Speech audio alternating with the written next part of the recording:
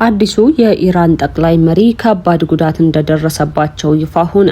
መቼና እንዴት ሆነ? ጉዳቱን ማን አደረሰባቸው? አሁን በምን ሁኔታ ላይ ናቸው? ከተመረጡ ጀምሮ የተደበቁት ምስጢርና ከጀርባ ያለው ሸፍጥ ምን ይመስላል? በዝርዝር እንመለከታለን። ኢትዮጵያ ከነዳጅ አጠቃቀም ጋር በተገናኘ ከባድ ማስጠንቀቂያ ሰጠች። ምን ይሆን? የአሜሪካ እስራኤልና ኢራን ጦርነት በኢትዮጵያ ያመጣው አደገኛ መዘዝስ እንዴት ያለ ነው? የምንነግራችሁ ይሆናል። ስፔን ያልተጠበቀ ውሳኔ ያሳለፈች። ውሳኔዋ አሜሪካን አስቆጥቷል። በአውሮፓ ደግሞ አዲስ ስጋት ፈጥሯል። ስፔን ምን አድርጋ ይሆን? ወደ እናንተ የሚደርስ ሌላኛው መረጃችን ነው። ሰላም እንደምን አላችሁ የቻናላችን ተከታታዮች? ቻናላችንን ሼር፣ ላይክ፣ ኮሜንት እያደረጋችሁ አብራችሁን እንድትቆዩ ግብዣችን ነው። ምርጫችሁ አድርጋችሁ ስለምትከታተሉን እናመሰግናለን።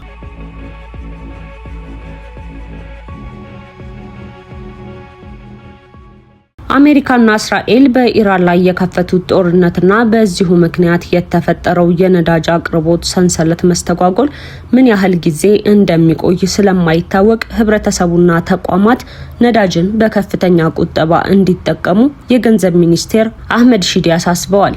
በጦርነቱ ምክንያት የታየውን የነዳጅ ዋጋ ጭማሪ አስፈሪ ሲሉ የገለጹት የገንዘብ ሚኒስቴሩ መንግስት በቅርቡ ተጨማሪ የነዳጅ ቁጠባ እርምጃዎችን ይፋ እንደሚያደርግ አስታውቀዋል። የገንዘብ ሚኒስቴሩ አህመድ ሺዴ ይህንን ማሳሰቢያ የሰጡት በትናንትናው ዕለት ረቡዕ መጋቢት 2 2018 ዓ.ም ሲሆን የኢራን ጦርነት በነዳጅ አቅርቦት ላይ የፈጠረው ቀውስና በአገር ውስጥ ያለው የነዳጅ ሁኔታን በተመለከተ በሰጡት ጋዜጣዊ መግለጫ ነው። ሚኒስቴሩ ይህንን መግለጫ የሰጡት መንግስት በነዳጅ የችርቻሮ ዋጋ ላይ እስከ 17 ብር የሚደርስ ጭማሪ ባደረገ ማግስት ነው። ማክሰኞ ይፋ በተደረገው የዋጋ ጭማሪ መሰረት 129 ብር ሲሸጥ የነበረው ቤንዚን 132 ብር ከ18 ሳንቲም ገብቷል። ተመሳሳይ ዋጋ የነበረው ነጭ ናፍጣ የ10 ብር ጭማሪ ተደርጎበት ዋጋው ወደ 139 ብር ከ84 ሳንቲም ከፍ ብሏል።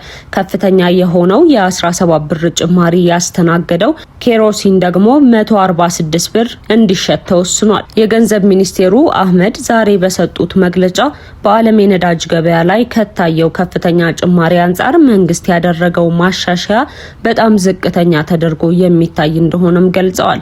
አሜሪካና እስራኤል ጥቃት የከፈቱባት ኢራን በአጸፋው ከዓለም ነዳጅ 1/5 የሚተላለፍበትን የሆርሙዝ ወሽመጥ ዘግተዋለች። በተጨማሪም በጦርነቱ የኢራንና የሌሎች የመካከለኛ ምስራቅ አገራት የነዳጅ መሰረተ ልማቶች ጥቃት ተፈጽሞባቸዋል። በዚህም ምክንያት የነዳጅ ዋጋ ከአውሮፓውያን 2022 ወዲህ ከፍተኛ ጭማሪ በማሳየት በበርሜል $120 ገብቶ ነበር።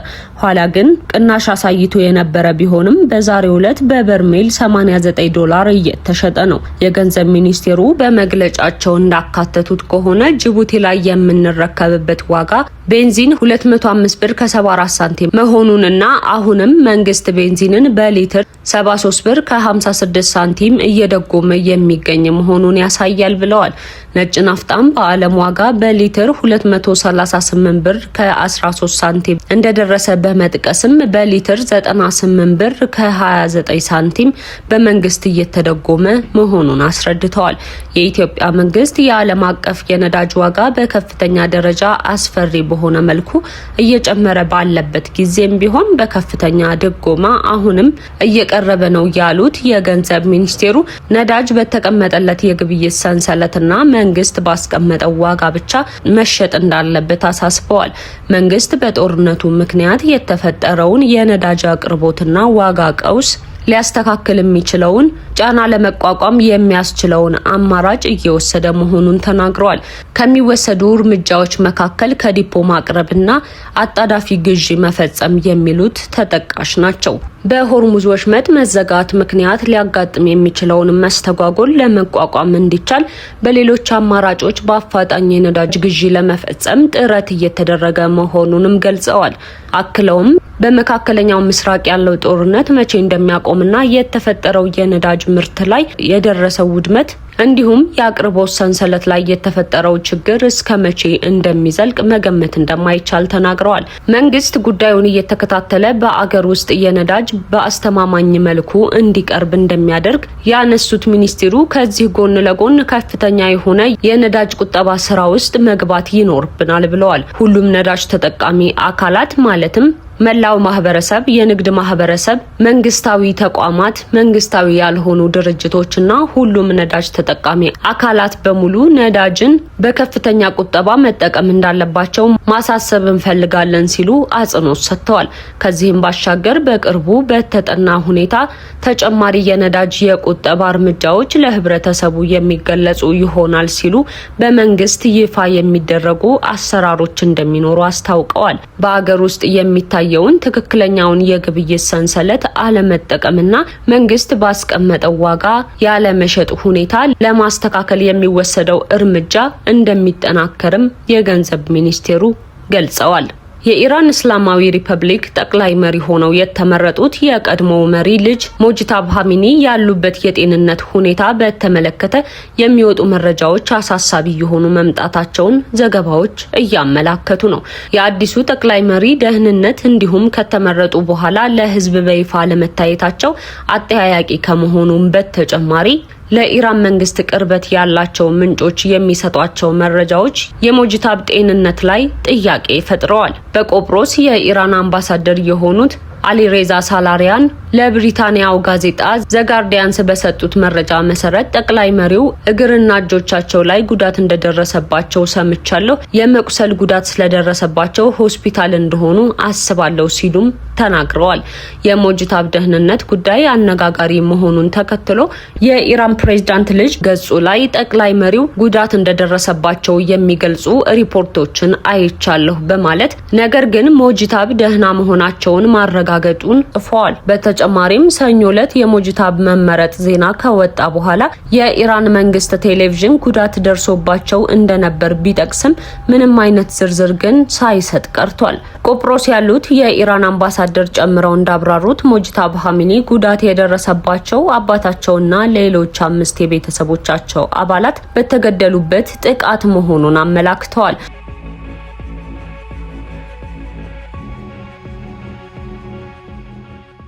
ሞጅታባ የኢራን ጠቅላይ መሪ ሆነው ከተሰየሙ 3 ቀናት ያለፏቸው ቢሆንም እስካሁን ከሳቸው በኩል ምንም አይነት መልእክቶች አልተሰሙም። በአደባባይ አልታዩም ወይም ንግግር አላደረጉም። አምባሳደሩ ይህንን በተመለከተ ለዘጋርዲያንስ እንደተናገሩት በየትኛውም ሁኔታ ውስጥ ንግግር ለማድረግ የሚፈልጉ አይመስለኝም ብለዋል። በመጀመሪያው ቀን በአሜሪካና እስራኤል ጥቃት የተገደሉ ወታደራዊ አዛዦች የቀብር ስነ ስርዓት በትናንትናው ዕለት የተፈጸመ ሲሆን ነገር ግን ጠቅላይ መሪው ሞጅታባ ኻሜኒ አለመገኘታቸው ነው የተዘገበው። በቆጵሮስ የኢራን አምባሳደር ለጋዜጣው በሰጡት መረጃ አያቶላህ አሊ ኻሜኒ በህይወት እያሉ የሃይማኖት መሪዎች ልጃቸው እንዲተካቸው ጥያቄ ቢያቀርቡላቸውም የቤተሰብ ስርዓት እንዲሆን እንደማይፈልጉ በመግለጽ መቃወማቸውን ተናግረዋል። ነገር ግን ከአባታቸው መገደል በኋላ የከፍተኛ ሊቃውንቱ ጉባኤ ሞጅታባን ለመሪነት በመሰየም ኃላፊነት ያንተ ነው መቀበል አለብህ በማለት ለመሪነት እንደመረጡት ገልጸዋል። የአያቶላህ ኻሜኒ ግድያን በተመለከተም መኖሪያ ቤታቸው ከፕሬዝዳንታዊ ቤተ መንግስት አቅራቢያ ስለነበረ ጥቃቱ ሲፈጸም ሚስታቸው፣ ሴት ልጃቸው፣ ባሏና የ14 ዓመት ልጇ ጭምር መገደላቸውን አረጋግጠዋል። አዲሱ የኢራን ጠቅላይ መሪ ሞጅታባ ኻሜኒ ጉዳት ደርሶባቸዋል መባሉን ተከትሎ የኢራን ፕሬዝዳንት ልጅ በደህና ሁኔታ ላይ እንደሚገኙ አስታወቀ። የፕሬዝዳንት ማሱድ ፔዜሽኪያን ወንድ ልጅ ይህንን የጠቅላይ መሪውን ደህንነት የሚያረጋግጥ መረጃን ያወጣው አዲሱ ጠቅላይ መሪ ጉዳት ደርሶባቸዋል የሚል ዜና መሰራጨቱን ተከትሎ ነው። ዮሱፍ ፔዜሽኪያን በገጹ ላይ ጠቅላይ መሪው ጉዳት እንደደረሰባቸው የሚገልጹ ሪፖርቶችን አይቻለሁ በማለት ነገር ግን ሞጅታባ ደህና መሆናቸውን ማረጋገጡን ጽፏል። የቅርብ ግንኙነት ያላቸውን በርካታ ጓደኞቼን ጠይቄ እንደነገሩኝ በፈጣሪ ጸጋ ያለምንም ችግር በደህና ሁኔታ ላይ ናቸው ሲል በገጹ ላይ አስፍሯል። ነገር ግን ጠቅላይ መሪው ስልጣኑን እንዲረከቡ በሊቃውንት ጉባኤ ከተሰየሙ በኋላ በይፋ ለሕዝብ አለመታየታቸው፣ ንግግር አለማድረጋቸውና መግለጫ አለመስጠታቸው በደህንነታቸው ላይ ጥያቄን አስነስቷል።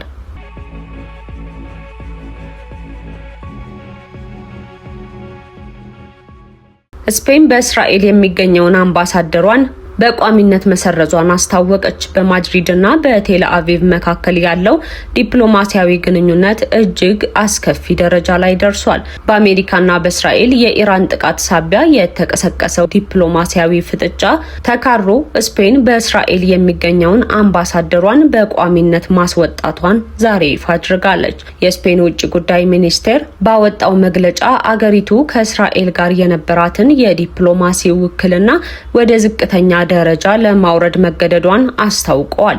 ለዚህ ውሳኔ ዋነኛው ምክንያት ስፔን አሜሪካና እስራኤል በኢራን ላይ የጀመሩትን ወታደራዊ ጥቃት አጥብቃ መቃወሟ እንደሆነ ተገልጿል። የስፔን ጠቅላይ ሚኒስትር ፔድሮ ሳንቼዝ መንግስታችን ለጦርነት ድጋፍ አይሰጥም የሚል ግልጽ አቋም እንዳለው የገለጹ ሲሆን የአሜሪካ ጦር በስፔን የሚገኙ ወታደራዊ ካምፖችን በኢራን ላይ ለሚሰነዘረው ጥቃት እንዳይጠቀም እገዳ መጣላቸው ይታወቃል። ይህ የማድሪድ ውሳኔ በዋሽንግተንና በቴል አቪቭ በኩል ከፍተኛ ቁጣን ቀስቅሷል። የአሜሪካው ፕሬዝዳንት ዶናልድ ትራምፕ ስፔን የጋራ ደህንነትን አደጋ ላይ ጥላለች በሚል በንግድ ዘርፉ ላይ ማዕቀብ እንደሚጥሉ የዛቱ ሲሆን የእስራኤል መንግስት በበኩሉ የስፔንን እርምጃ ታሪካዊ ስህተት ሲል ኮንኖታል። በአሁኑ ወቅት በቴል አቪቭ የሚገኘው የስፔን ኤምባሲ በአምባሳደር ሳይሆን በጉዳይ አስፈጻሚ ብቻ እንዲመራ ተወስኗል። ይህም ስፔን በአውሮፓ ህብረት አባል ሀገራት መካከል በእስራኤል ላይ የያዘችውን ጠንካራና የተለየ አቋም ይበልጥ የሚያጎላ ሆኗል። የመካከለኛው ምስራቅ ውጥረት እየተባባሰ በመጣበት በዚህ ወቅት የስፔን ውሳኔ በሌሎች የአውሮፓ ሀገራት ላይ ምን አይነት ተጽዕኖ ይኖረው ይሆን የሚለው ጉዳይ የብዙዎች ትኩረትን ስቧል። የዛሬው መረጃችን ይህንን ይመስላል። እስከ ፍጻሜው ድረስ አብራችሁን ስለቆያችሁ እናመሰግናለን። ቻናላችንን ላይክ፣ ሼር እንዲሁም ሰብስክራይብ እያደረጋችሁ ቤተሰብ እንድትሆኑ እንጠይቃለን። በሌላ መረጃ እስክንገናኝ ድረስ ሰላም ለእናንተ ይሁን።